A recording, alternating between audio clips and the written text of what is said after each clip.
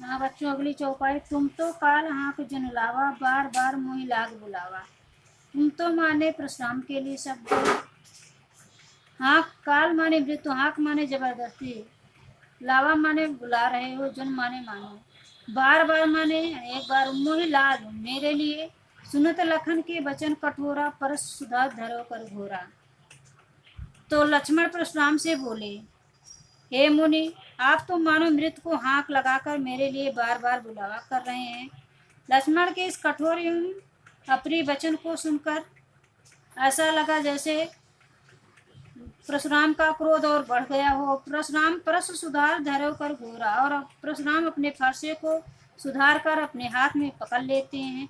अब जन ये दोष मोहि लोगों, और कहने लगते हैं कि इस सभा में उपस्थित लोग, अब मेरा दोष मत देना। कटुवादी बालक बदजोगु, यह बालक अत्यंत कटु बोलने वाला और वध के योग्य है। बाल विलोक बहुत मैं बाचा, अब तक मैं इसे बालक विलोक माने देखकर बचाया, अब ये मर निहार भर साचा। लेकिन इसे देखकर ऐसा लगता है कि यह मरने पर उतावला है।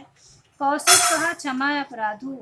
जैसे ही देखा कि परशुराम का क्रोध अत्यंत बढ़ रहा है, अब परशुराम लक्ष्मण को मार डालेंगे, तो मुनि विश्वामित्र ने कहा, हे मुनि, बालक दोष गुण गणन साधु, बालक जो का दोष और गुण साधु लोग नहीं गिनते हैं, इसलिए आप इसे इसके अपराधों का क्षमा कर दीजिए। खर कुठार में अकुरन कोई, आगे अपराधी द्रोही। खर कुठार हाथ में कुल्हाड़ी लिए अकारण क्रोध करने वाले, आगे अपराधी गुरद्रोही, और मेरे सामने गुर का द्रोही खड़ा है। उत्तर देत न छोड़ो मारे, केवल कौशिक सील तुम्हारे।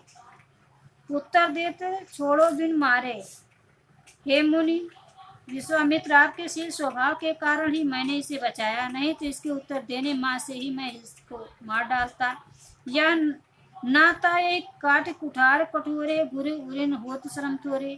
अपने इस भयंकर कुल्हाड़ी से काट डालता, और अपने गुरु शिव जी के ऋण से थोड़े से परिश्रम करने माँ से उरिन हो जाता है। गाद सुन का हृदय हंसी, मुनई हरिहरे सूझ, अमय खाड़ न उख मैं अजहु न बूझ अबूझ। गाद सुन मतलब विश्वामित्र अपने मन में हंसने लगे। उन्हें लगा कि मुनि परशुराम को सब हरा ही हरा दिखाई दे रहा, अर्थात लक्ष्मण जो साधारण सामान्य बालक दिखाई दे रहे हैं। अमय मैं माने खाड़ से बना, उख मैं माने गन्ने से, अजहु न बूझ अबूझ, ज्ञानी होते हुए भी परशुराम जी अज्ञानी बने हुए हैं। लक्ष्मण को गन्ने से बना हुआ साधारण वीर समझते हैं, जो कि एक खाड़ से बने हुए कोई सामान्य वीर के समान नहीं है, बल्कि महान योद्धा हैं। कहो लखन मुनशील तुम्हारा,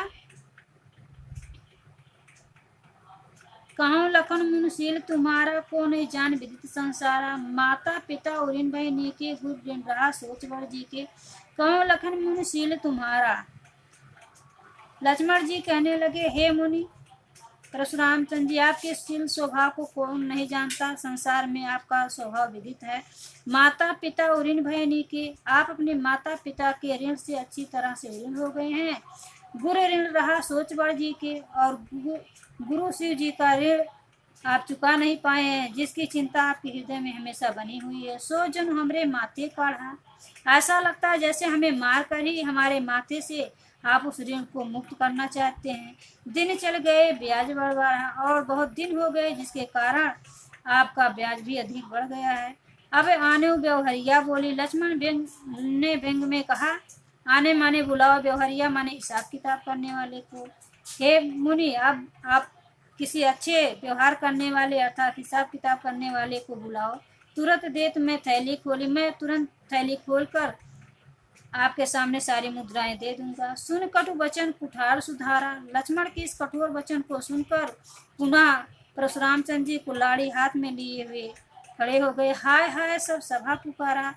परशुराम के क्रोध को देखकर सभा में उपस्थित सभी लोग हाय हाय करने लगे। उन्हें लगा कि अब परशुराम चंद्र जी लक्ष्मण का वध कर देंगे। भृगवर परस दिखावो मोहि, विप्र विचार बधो, विप्र विचार बचो निर्द्रोही। भृगवर प्रसु दिखाओ मोहि, हे भृगवर, आप बार बार फरसा दिखा रहे हैं। विप्र विचार बचो निर्द्रोही, मैं ब्राह्मण समझकर आपको बचा रहा था। मिले न कबो सुबह गाड़े, जैसे लगता है कि आपको रण माने युद्ध में कोई वीर योद्धा नहीं मिला। द्विज देवता करहीं के बाड़े, जैसे आप अपने घर में ही वीर बनते हैं। अनुचित कहे सब लोग पुकारे, लक्ष्मण के इस व्यंग्यपूर्ण वचन को सुनकर सभा में उपस्थित सभी लोग कहने लगे, हे लक्ष्मण, आप बहुत अनुचित कह रहे हैं।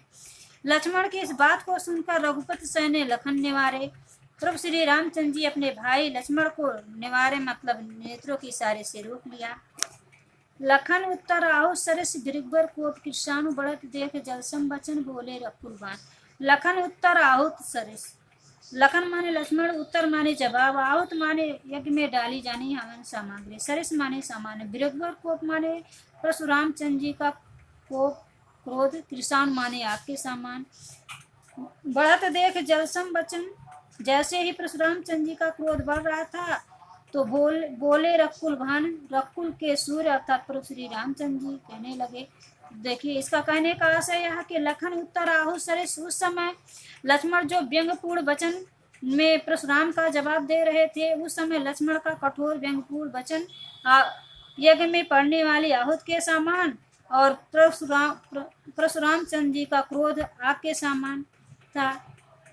उस समय क्रोध रूपी अग्नि को देखकर रकुल रूपी सूर्य अर्थात प्रभु श्री रामचंद्र जी अपने जल के समान शांत एवं प्रिय वाणी में अपने भाई लक्ष्मण से कहते हैं। काव्यगत सौंदर्य, दृग्वत को कृषाण में रूपक अलंकार है। बढ़त देख जलसम वचन में उपमा अलंकार का प्रयोग किया गया है और बीच बीच में अनुप्रास अलंकार का प्रयोग हुआ है। रस रौद्र है, चंद्र दोहा चौपाई का प्रयोग किया गया। शैली मुक्तक है, गुण ओज है।